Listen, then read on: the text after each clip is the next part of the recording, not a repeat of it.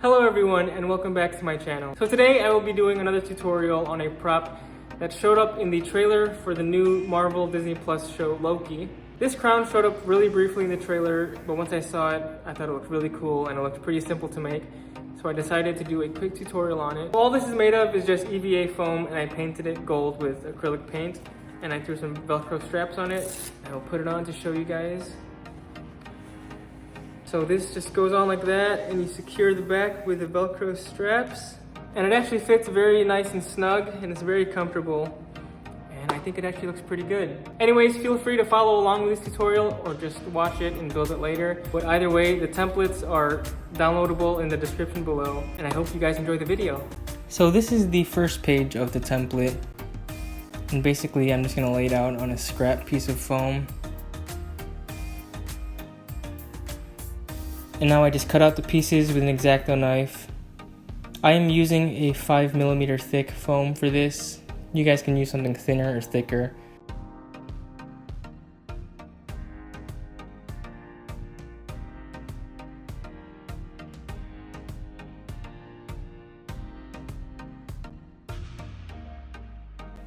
So this is one half of the face. And now I'm cutting out the other half. So on the template, you'll see that there are some arrows on certain lines. As you can see here, these arrows are pointing towards the line. So I angle my knife towards the line and I cut that. And these angles will give you nice edges when you glue it all together. And you'll see what I mean. So here you can see that there's a nice bevel on that piece of foam. Once you lay it out, you should get this right here. And that's going to be the main structure of your Loki crown. So now I'm just using some contact cement and I'm gluing these together. Again, the trick with contact cement is that once you put it on, you want to wait a few minutes and let it dry a little bit before you connect the pieces.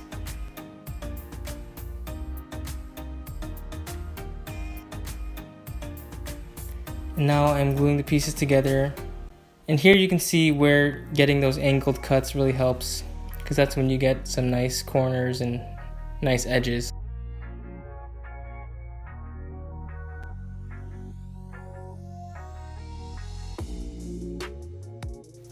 So now I'm cutting out the horns of the mask. And one thing you'll see on the template is that this line right here, you want to cut at an angle first and then transition to a straight cut.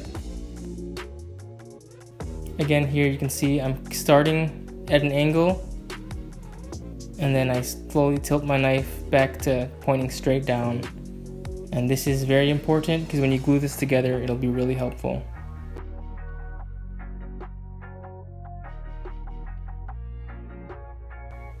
And now I'm just cutting out the other pieces on the template.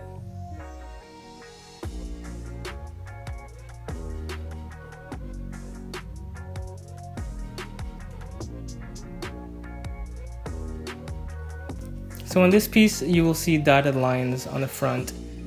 And what this means is that you want to fold it on those dotted lines. So what I'm doing here is I'm cutting out a little section on the back side of that. And what that does is that helps you get a nice fold at that part. So as you can see, I have 3 cutouts, and that's going to help me get nice edges when I fold it together. And here I'm just putting on some contact cement.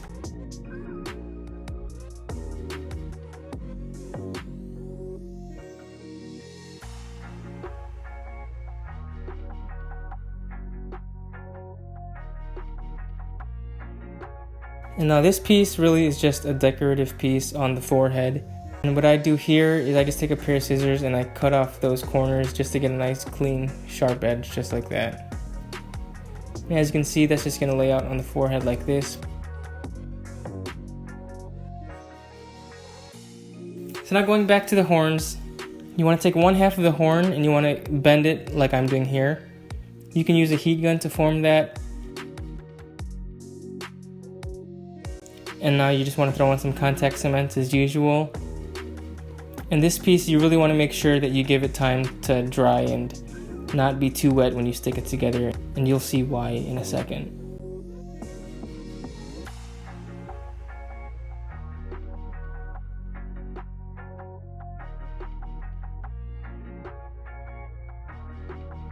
So now you want to connect these two pieces, and you want to make sure that the seam stays nice and closed. As you can see, there are some parts that are starting to open up, so as they're opening up, I'm just closing them back and making sure that they stay stuck together.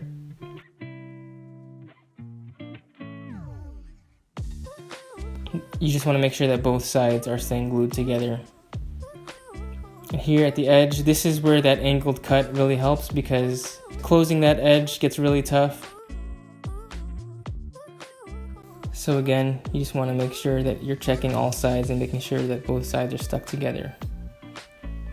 So now for this forehead piece, I'm just placing it right in the center, and I'm using a pen to kind of trace where I want it. And then I'm going to throw some contact cement on there. So I put it on the back side of the forehead piece, and then I lay it onto the main piece itself.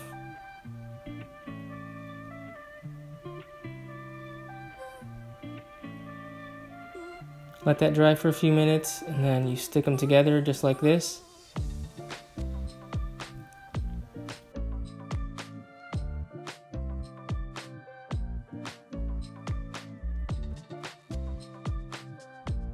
Now for these horns, if you think they look too long, you can always trim out a little bit of it. So here I'm just tracing out a circle of where I think the horn looks good.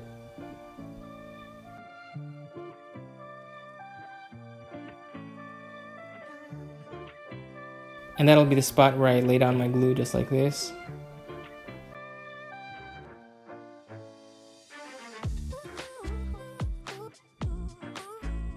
And you don't have to use contact cement. You can use hot glue or super glue if you want.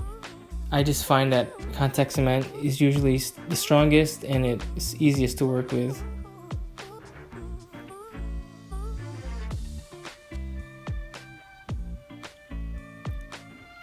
And here I'm just doing a quick test fit to make sure everything looks right.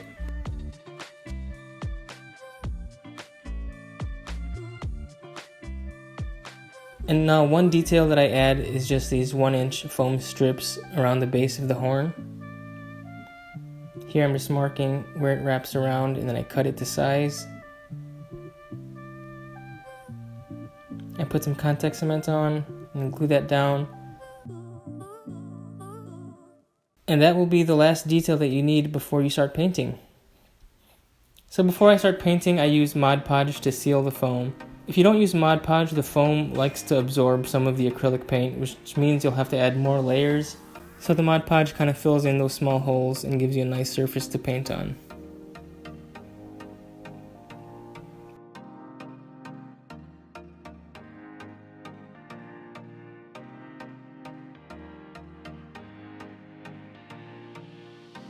So I just used some of this gold metallic acrylic paint. And now I just brush it on with a normal paintbrush. There's not really a technique to this, you just want to make sure you get a nice even layer, and it'll take 2 or 3 coats before you get a nice solid color.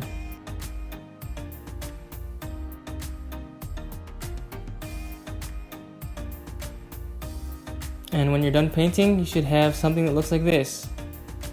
I didn't paint the inside of it because it wasn't really necessary for this. So I used some Velcro straps here to hold it on my face. You guys can use an elastic if you want. And now I'm just using some contact cement to attach that to the inside.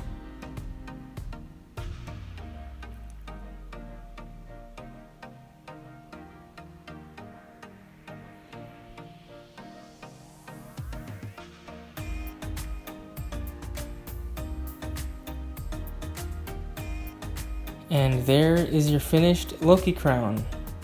That wasn't so bad, was it?